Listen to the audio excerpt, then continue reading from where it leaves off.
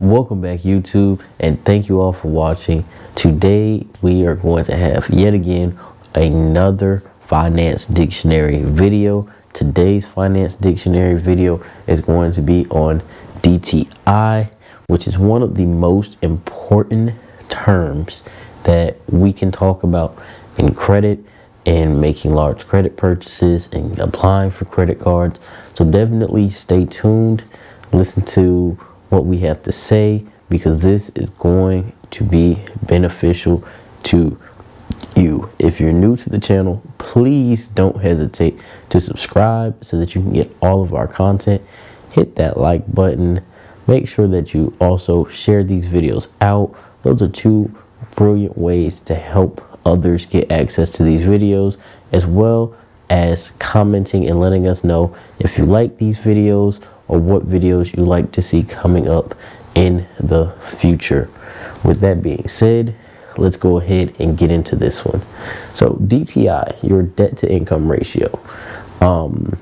It's a noun. The definition is a ratio derived from dividing monthly payments by monthly gross income. So what does that mean? Basically what it means is we're going to take our part, which is our monthly payments, a part of our income, and divide it by how much money we make every month. Now when we take those monthly payments and divide them out by how much money we make every month, what we're in turn doing is we're actually creating this ratio that allows us to see how much of our income is debt. Now we want to always keep this ratio, just like our credit card utilization, under 30%. Of course, the lower the better. The less money that you have to spend every month compared to how much money you're making, obviously is going to be the better debt to income ratio. Why is DTI so important? Well, the first thing is it opens up the air for budgeting. When we see our DTI and we realize that we may be putting out 60, 70, 80, 90% of our income to bills, it makes us sit back and reevaluate what is really necessary to us, what is vital to keep, and what things we can get rid of.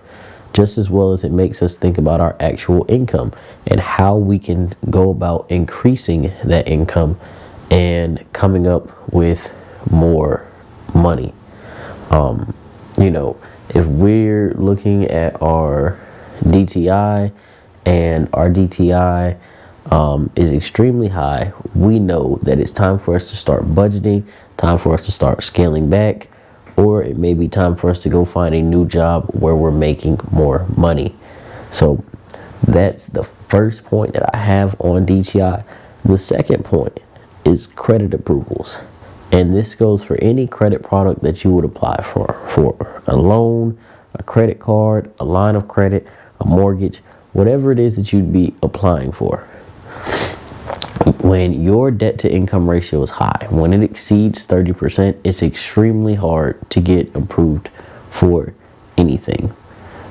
Even with it being, 20s up to 30%, it can still be hard for you to get approvals.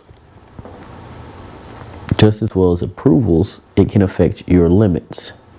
Whereas you may have gotten approved for a high limit card, or may have gotten approved for more house or more car or more of whatever you were applying for that you wanted, your DTI is actually that limiting factor that kind of says, hey, you have the credit score, but you can't afford this, but you don't meet the qualifications to get this much.